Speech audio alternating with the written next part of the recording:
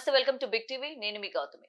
ప్రవీణ్ పగడాల గత కొన్ని రోజులుగా మనం చూస్తూ ఉన్నాము. ఈయన డెత్ మిస్టరీ, కొంతమంది ఇది యాక్సిడెంట్ అంటే, మరికొంతమంది లేదు ఇది మర్డర్ చేశారు అని చెప్తూ ఉన్నారు. అయితే దీనికి సంబంధించి పోలీసులు ఇప్పటికే పలు రకాల సీసీ ఫుటేజ్ అన్ని కూడా రివీల్ చేయడం కూడా జరిగింది. అసలు ఇది మర్డరా లేకపోతే యాక్సిడెంటా అన్న కోణంలోని మొత్తం కూడా సీసీటీవీ ఫుటేజ్ వచ్చిన తర్వాత ప్రజలందరూ కూడా ఒక నిర్ధారణకి వచ్చినట్టే అని అయితే ఇక్కడ క్లియరెన్స్ గా మనకు కనిపిస్తుంది. అయితే నిజంగా ఇది యాక్సిడెంటే జరిగి ఉండొచ్చు అని అయితే మరి కొంతమంది మాట్లాడుతూ ఉన్నారు. లేదు దీన్ని తప్పుదోవ పట్టిస్తున్నారు. ఆ వీడియోలో ఉన్నది పగడాల ప్రవీణ్ కాదు. రూపంగా వేరే వ్యక్తిని చూపిస్తున్నారు అనైతే మరికొన్ని వాదనలు వినిపిస్తున్నాయి. అయితే వీటన్నిటి గురించి కూడా మాట్లాడదాం. మనతో పాటు సోషల్ యాక్టివిస్ట్ మనోజ నామాల గారు ఉన్నారు. ఆవిడతో మాట్లాడి మరిన్ని విషయాలు తెలుసుకుందాం. నమస్తే అండి. గౌతమి, బాగున్నావా గౌతమి? Super ma'am. మీరు ఎలా ఉన్నారు? బాగున్నాను గౌతమి, ఆఫ్టర్ లాంగ్ టైం.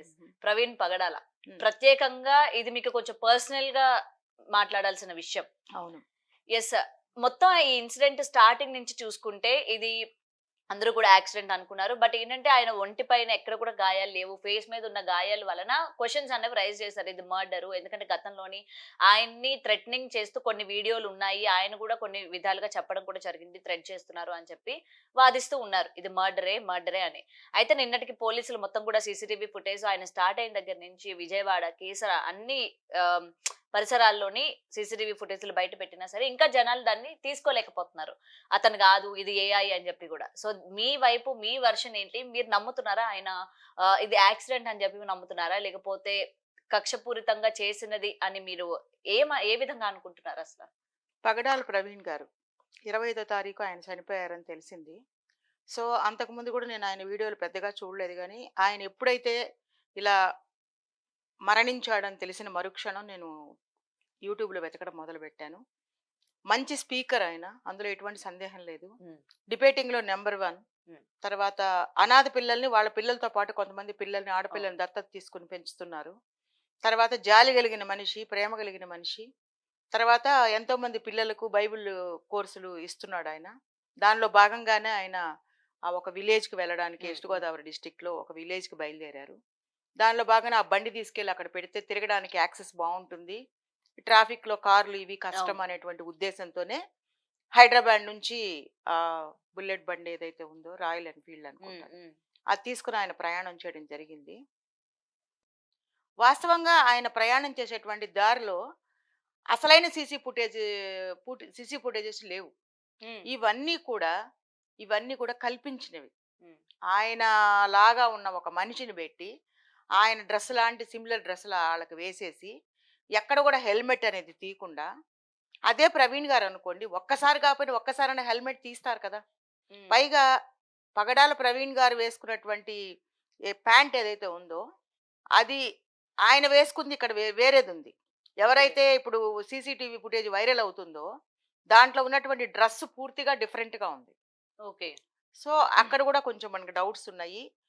ఎందుకు ఈ విధంగా ఒక క్రైస్తవ్యంలో ఉన్నటువంటి వ్యక్తి, ఎవరికి హాని చేయనటువంటి వ్యక్తి, గత 24 సంవత్సరాలుగా దేవుని సేవ చేస్తున్నాడు అన్నటువంటి వ్యక్తి, కేవలం ఆర్గ్యుమెంట్స్ని బేస్ చేసుకొని హిందూయిజం మీద కావచ్చు, ముస్లింల మీద కావచ్చు ఆయన కొంత వ్యతిరేకంగా మాట్లాడి ఉండొచ్చు, నేను కాదన్ను. దానికి వాళ్ళు కూడా వ్యతిరేకంగానే మాట్లాడారు. ఈయన మాట్లాడారు, అవతల వాళ్ళు కూడా మాట్లాడారు. వాళ్ళు ఎవరనేది మనకు అప్రస్తుతం. మాట్లాడినప్పుడు ఇంకా అది అక్కడికి సమస్య పోయింది. ఇప్పుడు ఈయన మా దేవుణ్ణి అన్నాడని ఈయనేం ఎవరి మీద కక్ష పెట్టుకోలేదు, ఎవరిని చంపాలనుకోలేదు. కానీ ఈయన మాత్రం మట్టు పెట్టించారు అనేటువంటిది చాలా వాస్తవం. ఎందుకంటే ఇవాళ నేను అన్ని ఛానల్స్ అనట్లేదమ్మా, కొన్ని ఛానల్స్లో ఆయనది బలంగా యాక్సిడెంట్ అని చెప్పి నమ్మించడానికి వాళ్ళు ఆ సీసీ ఫుటేజ్ని పదే పదే టెలికాస్ట్ చేస్తూ పదే ఆయన తాగాడు అన్నటువంటి విషయాన్ని చెప్తున్నారు. మరి తాగి ఉంటే మెడికల్ రిపోర్ట్లో ఎందుకు రాలేదు? ఒకవేళ యాక్సిడెంట్ అయింది అనుకోండి, చిన్న గాయమైన ఎలా అవుతుందండి? యాక్సిడెంట్ అయింది అంటే చాలా బలంగా తగిలి ఉండాలి గాయం అనేది. ఎక్కడంటే బండి ఆయన మీద పడిపోయి ఉండాలి, బండి డ్యామేజ్ అవ్వాలి, మనిషికి డ్యామేజ్ అవ్వాలి, అక్కడక్కడ గాయాలు అయి ఉండాలి. ఇలాంటి గాయాలు ఏవి కూడా ఆయన శరీరం మీద ఎక్కడా లేకుండా కేవలం కళ్ళ దగ్గర, మూతి దగ్గర మాత్రమే గాయమయ్యి చనిపోవడం అనేది అసలు ఒక నమ్మలేని నిజం అన్నమాట. చిన్న పిల్లల్ని తీసుకెళ్ళి చూపించినా కూడా, ఒక స్కూల్ పిల్లల్ని తీసుకెళ్ళి చూపించి ఇట్లా జరిగింది అంటే అది ఖచ్చితంగా యాక్సిడెంట్ కాదు, ఎవరో చంపేసి ఎక్కడైతే 4 గంటలు మనకి మిస్ అయ్యారు అని చెప్తున్నారో, ఆ 4 గంటల్లోనే ఆయన తీసుకెళ్ళి చంపేసి, ఆ శవాన్ని కారులో పెట్టుకొని కొంతమంది తీసుకెళ్ళి కరెక్ట్‌గా ఏ రాజమండ్రి కొవ్వూరు దగ్గర బ్రిడ్జ్ దగ్గర పెట్రోల్ బంక్ ఎదురుగా ఆయన్ని పడేసి, ఆ బండిని అక్కడ పడేసి, ఒక యాక్సిడెంట్‌గా చిత్రీకరించారు. ఇప్పటికి గూడా కరెక్ట్‌గా డెత్ రిపోర్ట్ ఉంటది కదా! పోస్ట్‌మార్టం పోస్ట్‌మార్టం రిపోర్ట్‌లో రిపోర్ట్. ఎక్కడ కూడా క్లియర్‌గా చెప్పట్లేదు. ఇది ఇది హత్య, ఇది ఆత్మహత్య లేతే సారీ ఇది యాక్సిడెంట్ అని ఎవరు చెప్పట్లేదు. క్రైస్తవులందరూ ఏమడుగుతున్నారు? ఒకే ఒక క్వెషన్ అడుగుతున్నారు. ఇది హత్య లేకపోతే యాక్సిడెంటా? అది మాకు కన్ఫర్మ్ చేయండి అంటే 25 తారీఖు నుంచి ఇవాల్టికి ఎన్ని రోజులైపోయింది? దగ్గర దగ్గర వారం అవుతుంది. వారం అయిపోయింది. హ్మ్. ఇంత టైం ఎందుకు తీసుకుంటున్నారు పోస్ట్‌మార్టానికి? పైగా ఆయనేమన్నా పెద్ద ఏంటి అంత పెద్ద గొప్పవాడా? ఆయన గురించి మేము ఆయన చంపడానికి ఒక స్కెచ్ చేసుకున్నామా అని మాట్లాడారు కదా! అంత స్కెచ్ చేసుకొని మాట్లాడినప్పుడు మరి ఇంత సీసీటీవీ ఫుటేజ్‌లు ఇవన్నీ ఎందుకు వైరల్ చేపిస్తున్నారు? కావాలని వైరల్ చేపిస్తున్నారు. అంటే కానీ అంటే ఇక్కడ జనాలకి అంటే క్రైస్తవ మతం ముఖ్యంగా క్రైస్తవులందరూ కూడా ఇది డిమాండ్ చేశారు కదా! ఇది హత్యనా లేకపోతే యాక్సిడెంటా అని ఏదైతే బాగా వైరల్ అయిపోయింది. ఆయన చనిపోయిన తర్వాత ఎవరైతే అటు అజయ్ బాబు కావచ్చు, లేకపోతే విజయ్ గారు కావచ్చు, వీళ్ళందరూ కూడా రైజ్ చేసిన తర్వాత పోలీసులు కూడా ఇది క్లియరెన్స్‌గా వీళ్ళకి ఒక ఇన్ఫర్మేషన్ ఇవ్వాలి. లేకపోతే ఇది మత కలహాలకి దారితీసే విధంగా అయిపోతది అని చెప్పి ఇన్ని రోజులు ఆ సీసీటీవీ ఫుటేజ్ తీసుకోవడానికి టైం పట్టిందని అయితే అంటూ ఉన్నారు. దీనికేమంటారు మరి? సీసీటీవీ ఫుటేజ్ తీసుకోవడానికి టైం పట్టింది. హ్మ్. ఓకే. నేను కాదనట్లా. కానీ ఎందుకు ఇంత మనిషిలాంటి మనిషిని పెట్టేసి ఆయనకి, అతనికి సంబంధమే లేదు. ఆయనకి పోలికలే లేవు. అసలు ఒరిజినల్ సీసీ ఫుటేజ్ ఎక్కడ? హ్మ్. అసలు ఆ దారిలో ప్రయాణించినటువంటి ప్రవీణ్ పగడాల యొక్క వీడియోలు అసలు వీడియోలెక్కడ? హ్మ్. ఇవి కేవలము వేరే వాళ్ళని పెట్టి, ఆ ప్లేస్‌లో ఆయన నిజంగా అండి ఒక దేవుడిని నమ్ముకొనుండి ఇంత సేవ చేస్తున్న వ్యక్తి, ఇన్ని టీవీ ఛానల్స్‌లో మాట్లాడిన వ్యక్తి తాగుతాడు అనేటువంటిది మీరు చూసారా? ఎవరో ఒకరిని పెట్టి కావాలని వీడియోని సృష్టించి, ఒక మనిషిని సృష్టించి, అన్ని చోట్ల ఆయన వీడియోలో పడేటట్టు చేసి, మనుషులతో మాట్లాడిచ్చి, ఇదంతా కేవలం ఒక ఫ్యాబ్రికేషన్ చేసి ఆయన్ని ఆయనది యాక్సిడెంట్ అని చెప్పడానికి, ఈ తాగి పడిపోయాడని చెప్పడానికి, తాగి పడిపోతే చనిపోతాడా? దానికి రీజన్ చూపించాలి కదా! పోనీ హార్ట్ అటాకా? కాదు గదా! హ్మ్. గాయాలున్నాయంటే ఒక యాక్సిడెంట్ అయితే ఎంత ఫోర్స్‌ఫుల్‌గా ఎళ్లి పడాలి, తల పగలాలి, బ్లీడింగ్ అవ్వాలి, మొత్తం రక్తపాతం అవ్వాలి, బండి డ్యామేజ్ అవ్వాలి. ఇవన్నీ కాకుండా బండి అంత సేఫ్‌గా ఉండి, ఏదో కాస్త రక్తం వెనక పూసి పెద్ద కర్ర ఉందక్కడ. ఆ కర్ర చాలు గదా! ఒక మనిషిని చంపడానికి. హ్మ్. మీరు ఎక్కడో చంపి, ఇక్కడ తీసుకొచ్చి పడేసి, ఆ కర్రను గూడా దాంతో చంపారనుకోవడానికో, లేతే అది గుచ్చుకొని చచ్చిపోయాడని అనడానికో, ఆ కర్ర అక్కడ పడేసి, ఒక వ్యక్తి నిజంగా ఆయన ఎంత ప్రాముఖ్యుడు కాకపోతే, ఆయన మరణాన్ని ఇంత మ్యానిపులేట్ చేసి, ఇంత క్రియేషన్ జేసి, ఇంత సీసీ ఫుటేజులు క్రియేట్ చేసి, ఇన్ని ఛానెల్స్‌లో ఆయనది కేవలం యాక్సిడెంట్ అని చెప్పడానికి ఇన్ని అబద్దాలాడిస్తున్నారు. హ్మ్. ఇది కరెక్ట్ కాదు. క్రైస్తవులు అసలు ఊరుకోరు. ఈ మరణాన్ని ఎవరు జీర్ణించుకోలేకపోతున్నారు. ఎందుకంటే ఆయన చనిపోవలసిన వ్యక్తి కాదు. దాని మీద ఒక వ్యంగ్యమైనటువంటి మాటలు వాళ్ళ దేవుడు కాపాడొచ్చు కదా! అంటే దేవుడు కాపాడడానికి ఒకవేళ దేవుడి చిత్త ప్రకారమే ఇది జరిగింది అనుకుంటే, ఆ చేసిన వాళ్ళని కూడా దేవుడు శిక్షించక మానడు. ఎందుకంటే ఎవడైతే కత్తితో మనిషిని చంపేస్తాడో వాడు ఆ కత్తితోనే మరణిస్తాడు. హ్మ్. డెఫినెట్‌గా. అవును. నేను నీకు హాని చేశాననుకో అమ్మా, ఆ హాని ఖచ్చితంగా నాకు మళ్ళీ జరుగుతుంది డెఫినెట్‌గా. నేను ఒక రూ. 100 ఎక్కడైనా తీసుకున్నాను, తస్కరించాననుకో, దొంగతనమే చేశాననుకోండి, నాకు ఖచ్చితంగా రూ. 200 పోతది.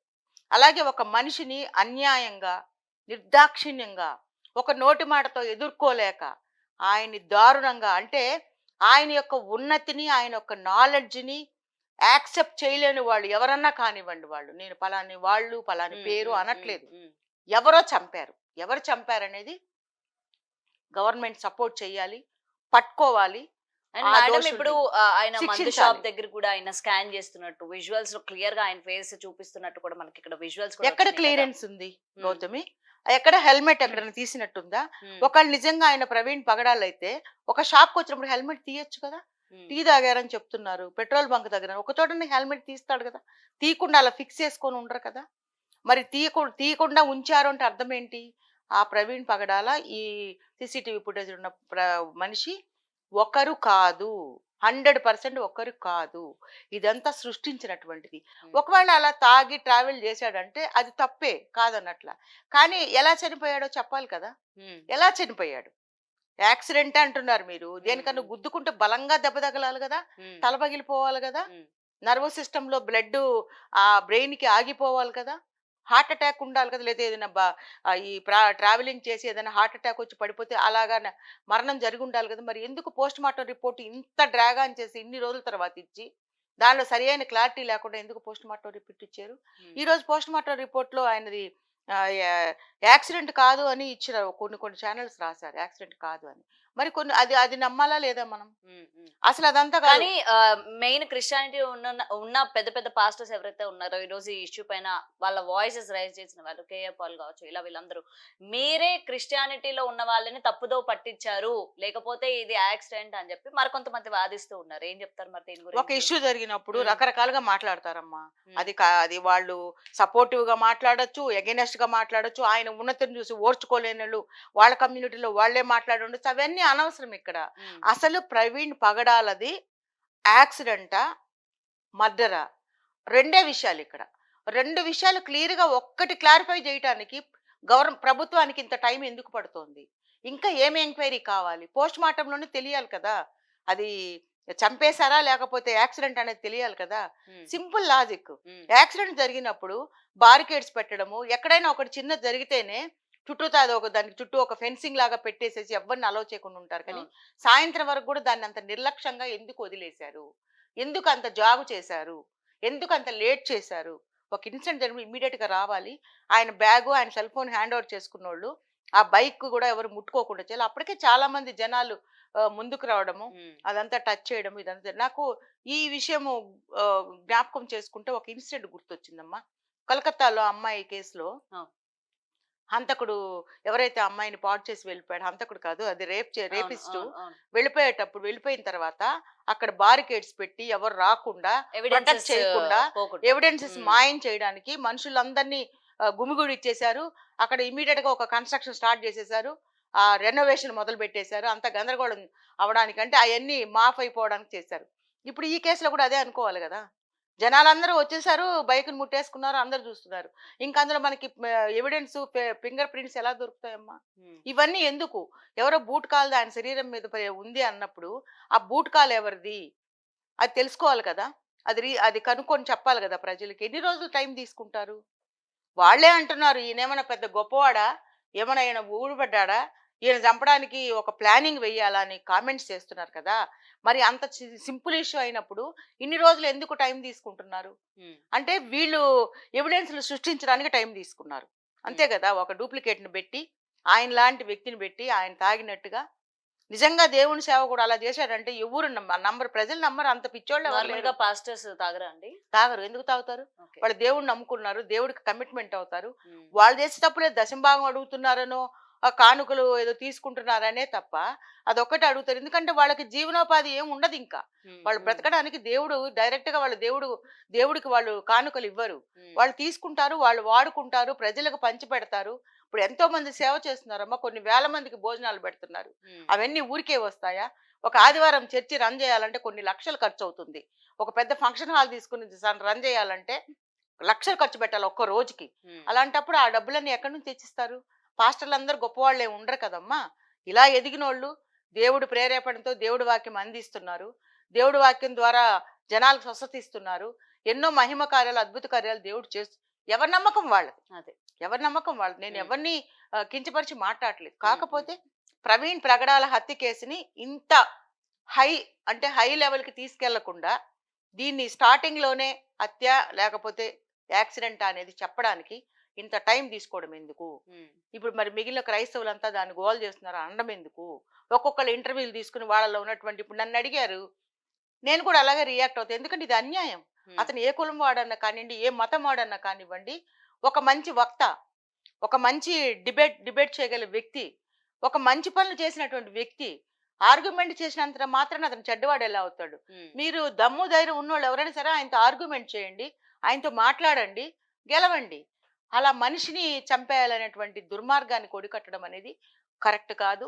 ఈ విషయంలో ప్రభుత్వం చర్యలు తీసుకుని ఆయనది హత్యనా లేకపోతే నిజంగా యాక్సిడెంటా అనేది తేల్చాల్సినటువంటి బాధ్యత చట్టాంది, తర్వాత సదరు పోలీసులు. Right. Thank you so much. Thank you. For more videos like this, subscribe Big TV channel.